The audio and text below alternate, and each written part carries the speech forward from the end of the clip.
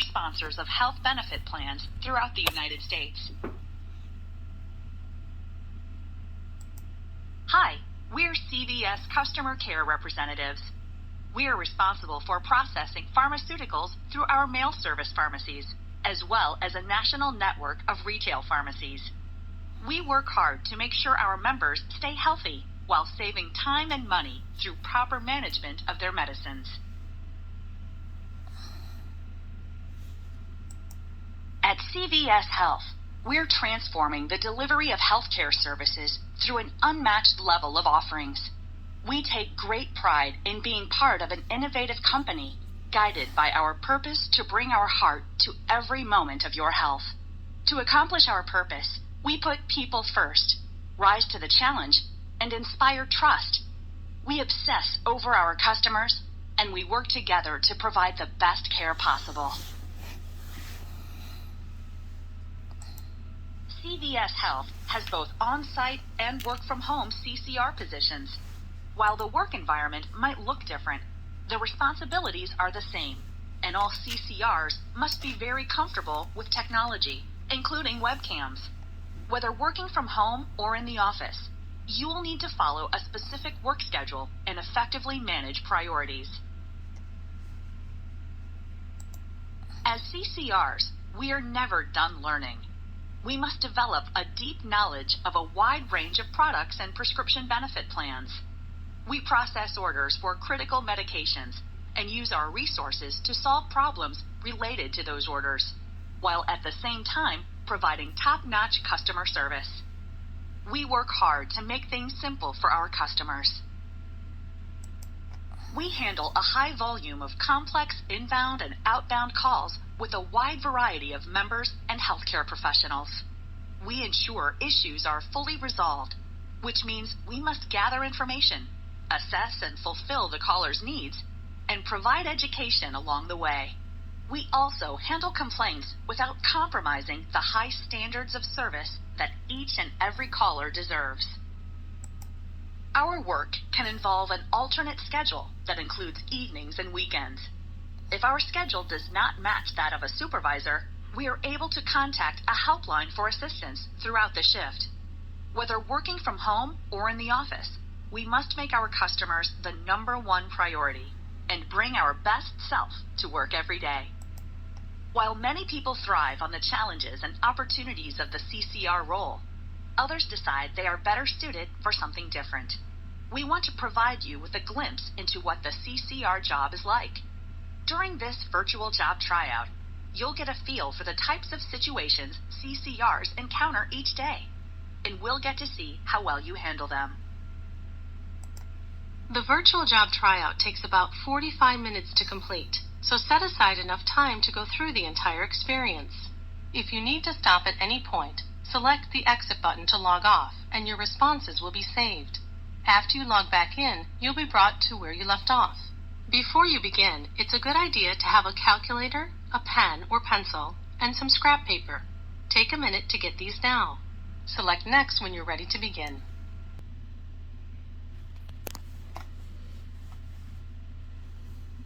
Got my calculator and my whiteboard that American Express just sent me.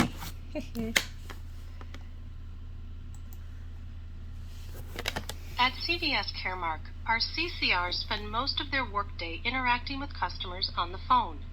During the course of a typical day, CCRs are faced with a wide variety of situations, such as helping a customer refill a prescription medication, navigating our computer systems to find out why a customer has not received their medication in the mail, and answering questions about a member's prescription benefits plan.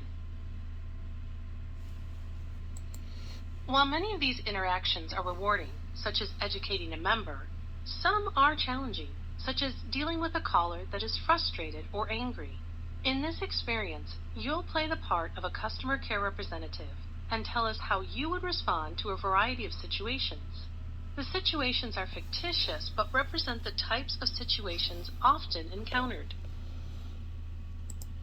To complete the question, first read the scenario and then read the responses.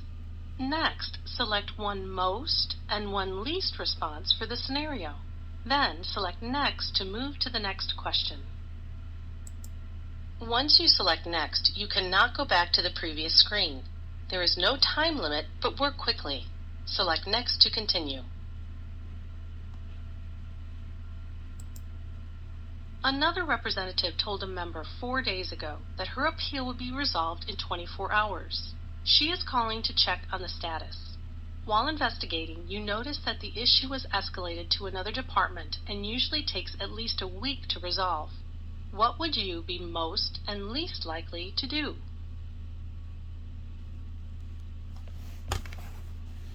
Most likely to explain that there must have been a misunderstanding. Tell her you checked her requests, and unfortunately this type of appeal always takes at least a week to resolve. Most likely to apologize for the delay and inconvenience. Explain that the issue required further review and will take longer than expected. Promise to contact her directly with status updates until the issue is resolved. Yes. Apologize and let her know that you understand how frustrating it can be to get conflicting information. Tell her you realize this is important to her health and she should have an answer within the week. I'm not gonna say conflicting information and throw anybody under the bus. I'll apologize for the delay and inconvenience. Most likely to explain that another department is responsible for handling these types of issues. Apologize that someone provided our incorrect information, but regrettably it is beyond our control. Least likely to do that. So most likely to do this, least likely to do this. Next. You had to escalate your last call to your supervisor for further review. Before you could finish your notes, a new call is transferred to your line. Your supervisor will need the notes to understand and resolve the member's issue. What would you be most and least likely to do?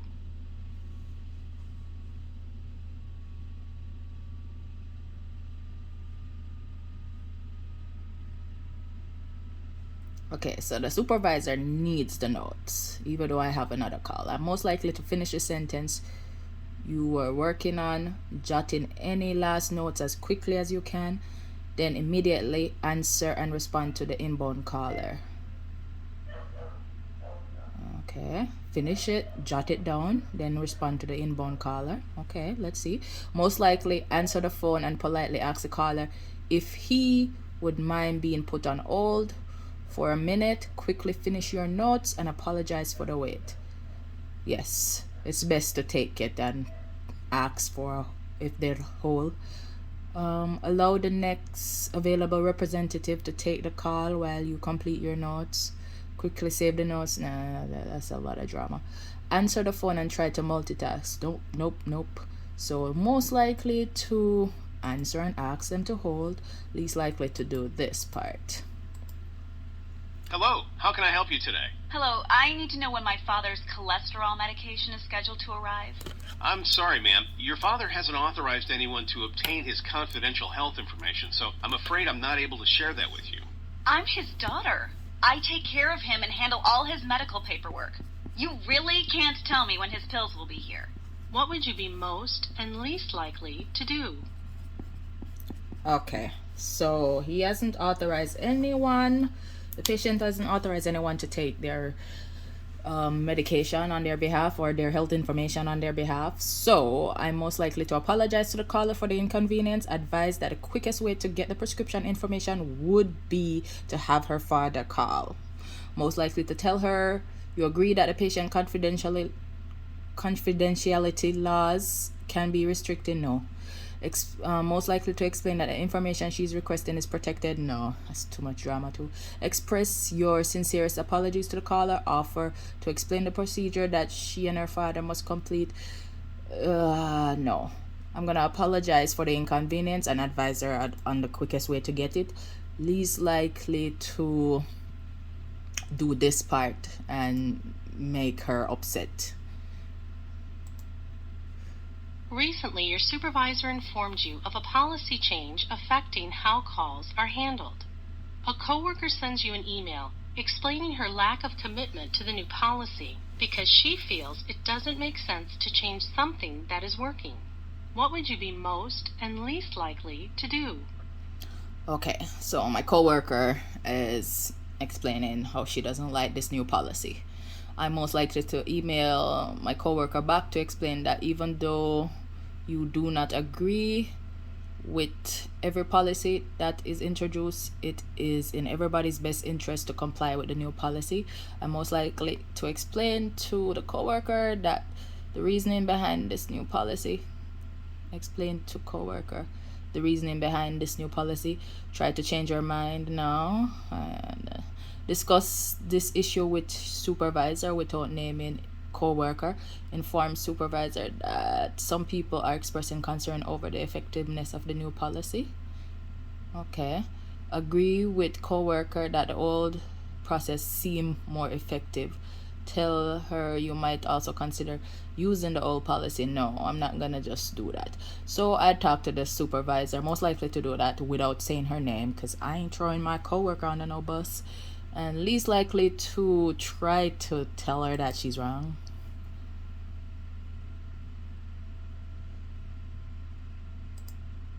Thank you for verifying your account information. What can I assist you with? Yes, hi. I've been waiting for my prescription delivery for over a week. Can you find out what's taking so long? Let me look that up for you. Our records show that it was already delivered to your home address. Well, I'm not at home. I'm on vacation.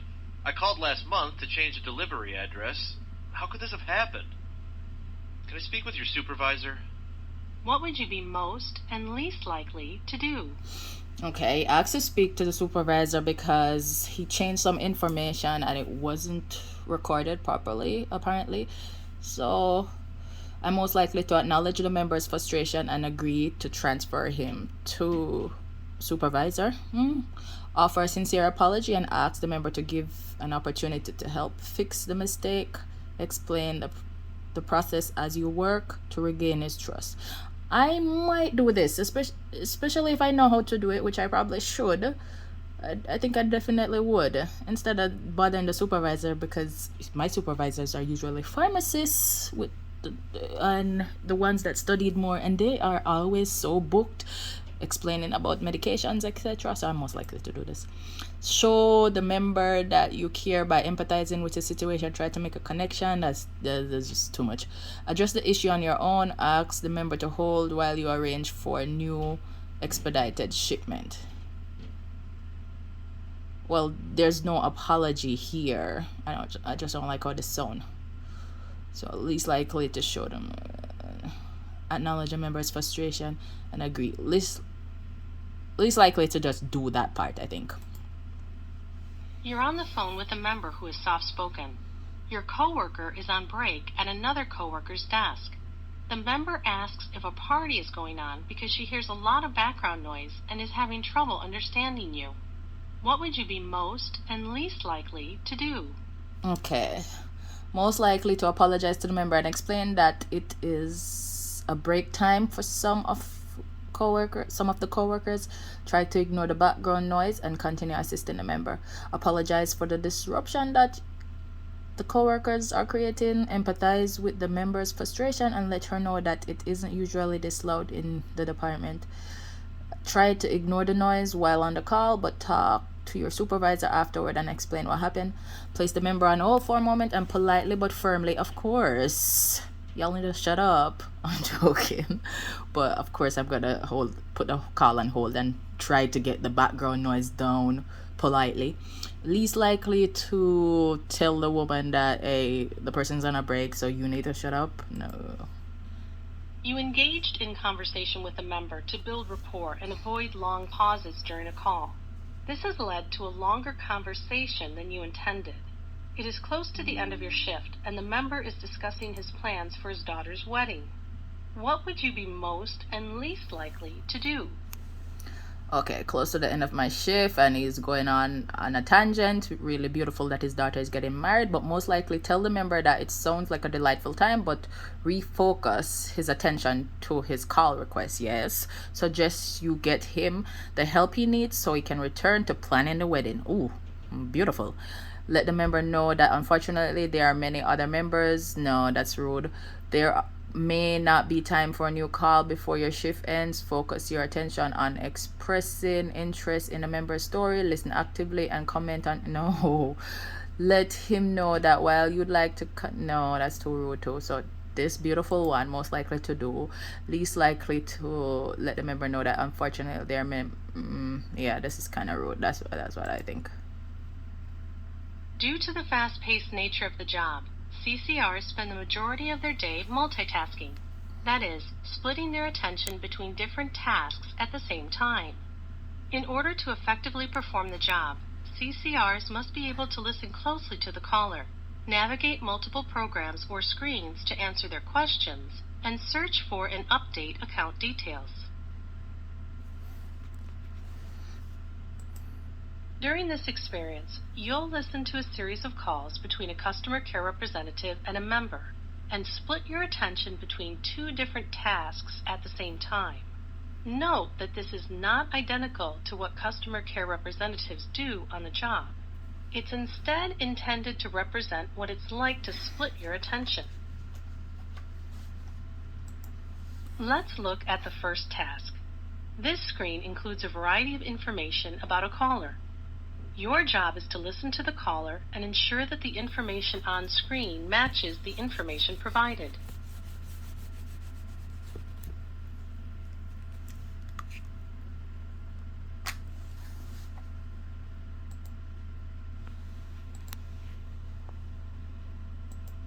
If the information in your system matches the information provided by the member, select Match.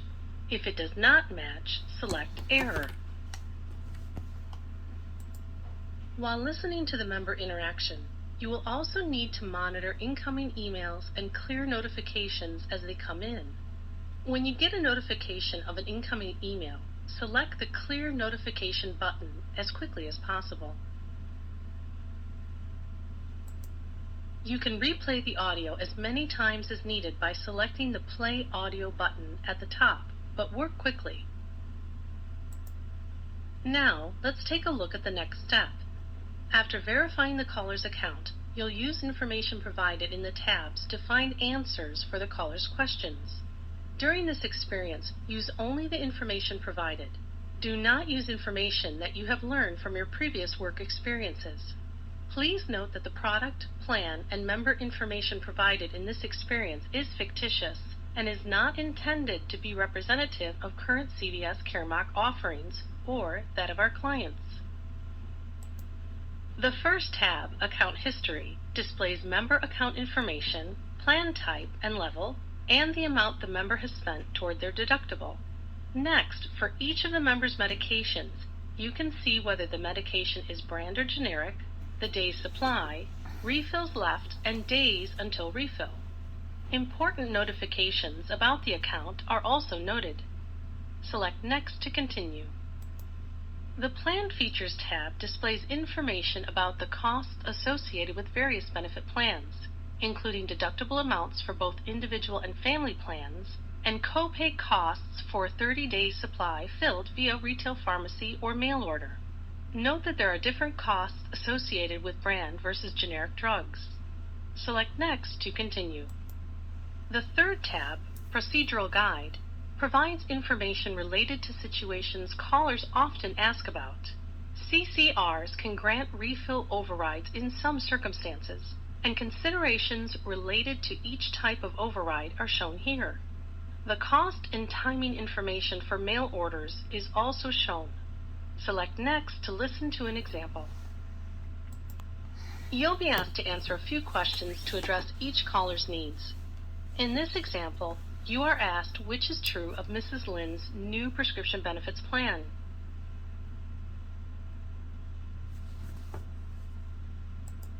To answer the question, you first need to find out which plan and level she participates in. This information can be found on the Account History screen.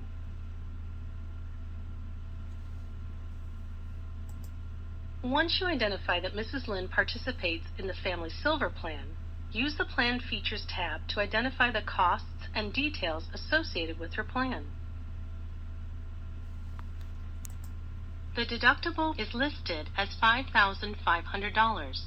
Therefore, response 3 is the best answer. You can select Play Audio to hear a call again. Rely only on the information provided to answer the questions. Once you select Next, you cannot go back to the previous screen. For this experience, the less time it takes you, the better. Please ensure you have set aside enough time to complete this experience in one sitting. Select Next to continue.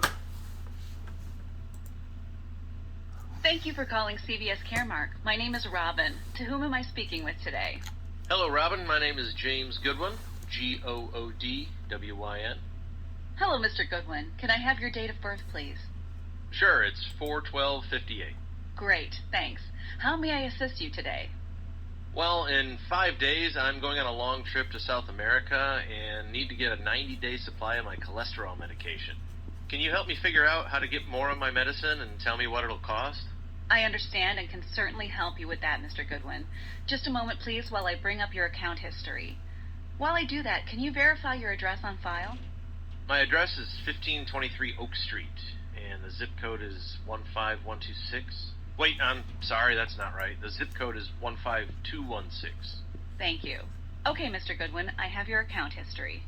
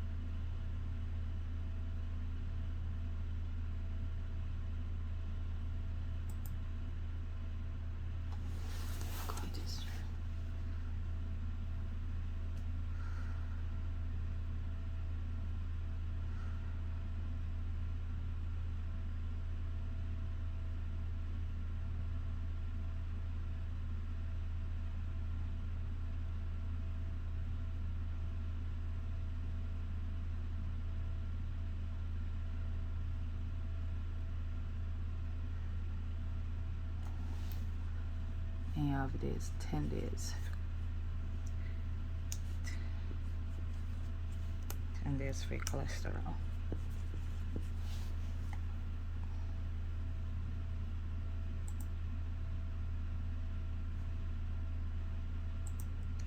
Atorvastatin 10 days. That's a cholesterol medication. What should you tell Mr. Goodwin about obtaining atorvastatin for this? His prescription can't be refilled. He's reached his retail refill limit. He can't get a refill because he already used his only vacation override for this year. Now he has one left. His prescription can be refilled at this time only if he gets a 90-day supply. His prescription can be refilled at this time through a vacation override. Mr. Goodwin is considering changing plans. He asks what his total cost would be to get all his prescription by mail with the platinum plan. Account history, let me see. Alright, what plan is he on? It's on the silver.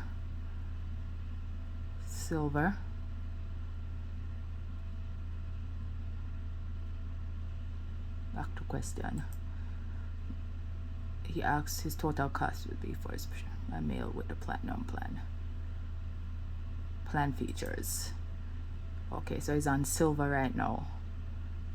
Okay, silver, and he's an individual. 2,000. Oh, that's a deductible retail mail order. Okay, $40 because is it Brando? Atorvastatin is generic. So $8. Are all his medication? Let me see. Yeah, all of them are generic. They're not brand. Okay. So it would cost him $8. Thank you for calling CVS Caremark. This is Daniel. Can I have your full name and date of birth, please? Hi, this is Audrey, Audrey, Taylor, Taylor. My birthday is November 23rd, 1988. Great, thanks. How can I help you today? Well, I recently switched to the family plan since I just had my first baby. And I'm concerned about being able to afford the copay on my fibromyalgia medication. Congratulations. That's very exciting. I just need to verify your account, and then I'd be happy to answer your questions. Can you please tell me your current home address? It's 6548 Murray Street, Minneapolis, Minnesota. Zip is 55413. Great. All right, Mrs. Taylor, let me just pull up your plan details.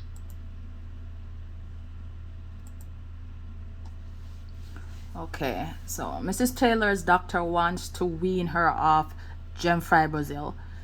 She asks if she can obtain half the dosage for her next refill.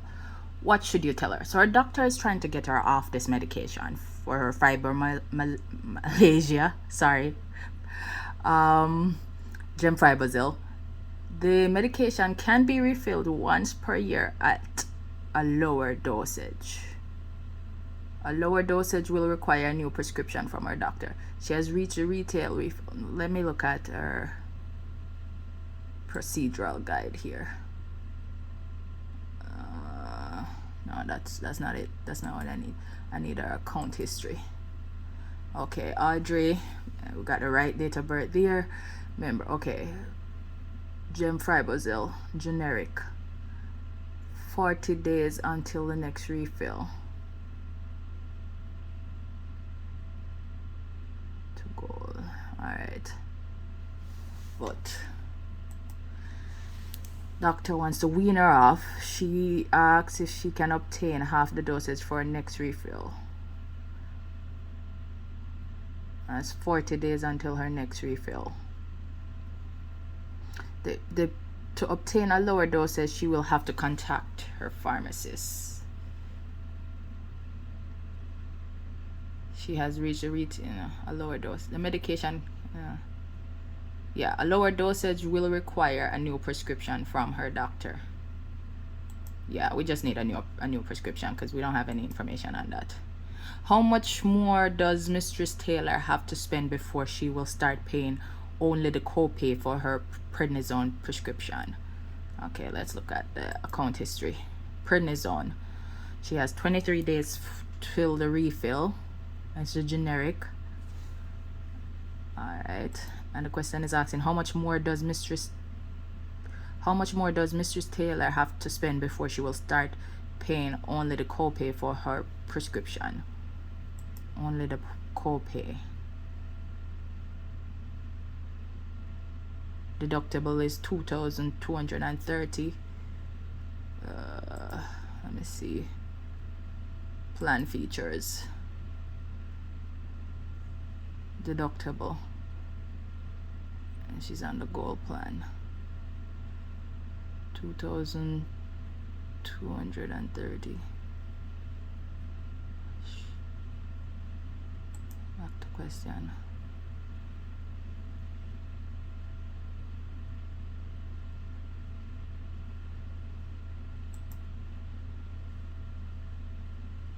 $2,230.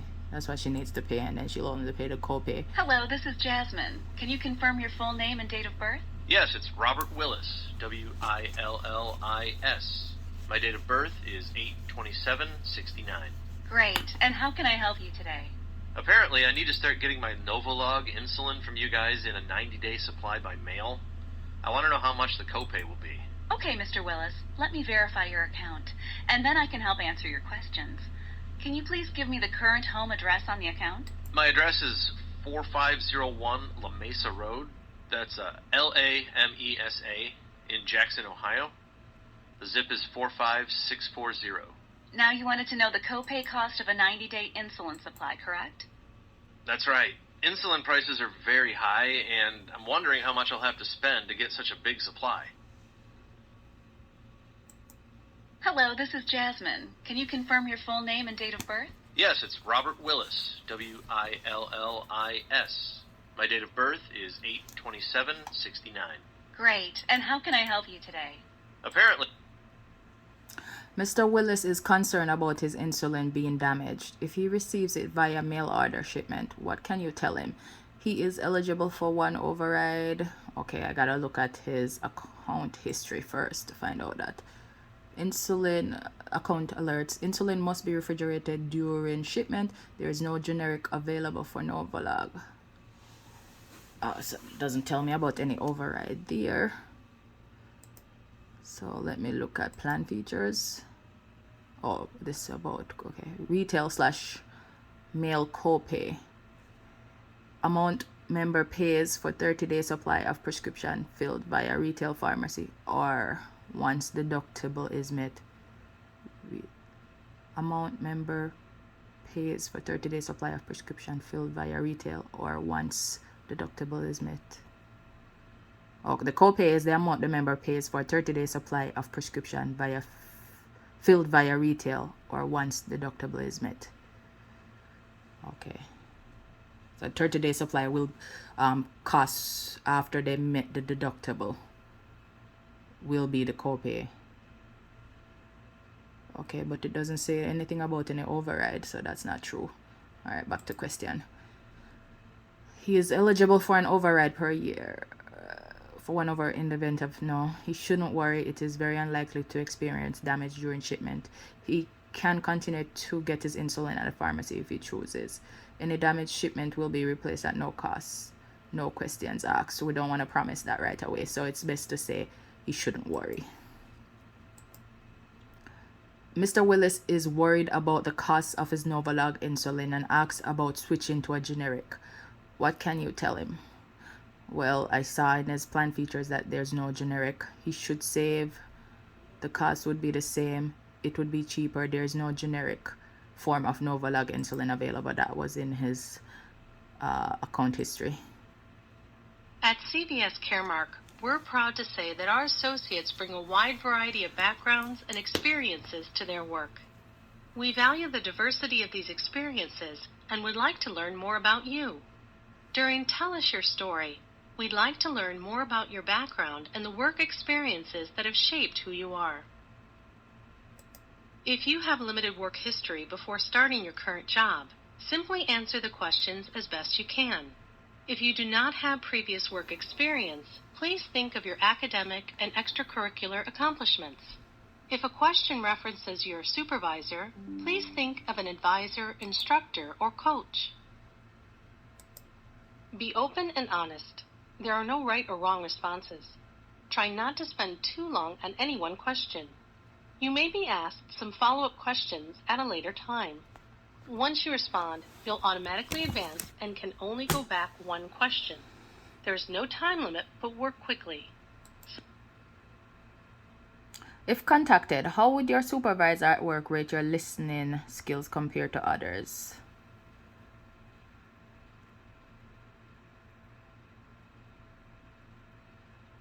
I'd say above average.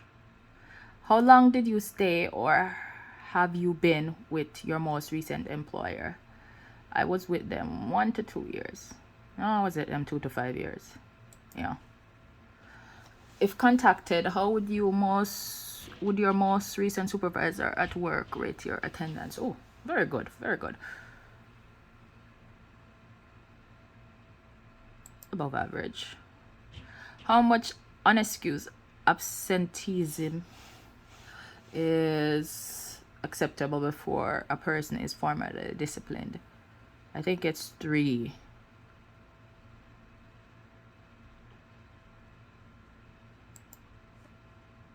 Have you ever voluntarily left a job before getting a new one?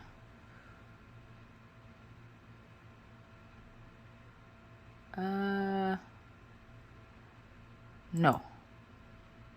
How many times have you been disciplined for violating policy at work?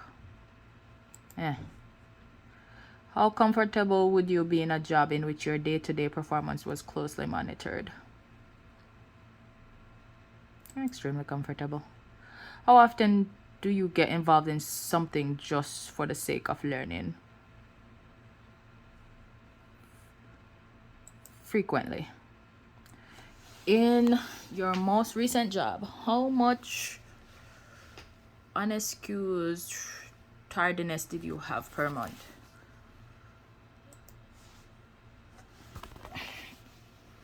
Okay, what else?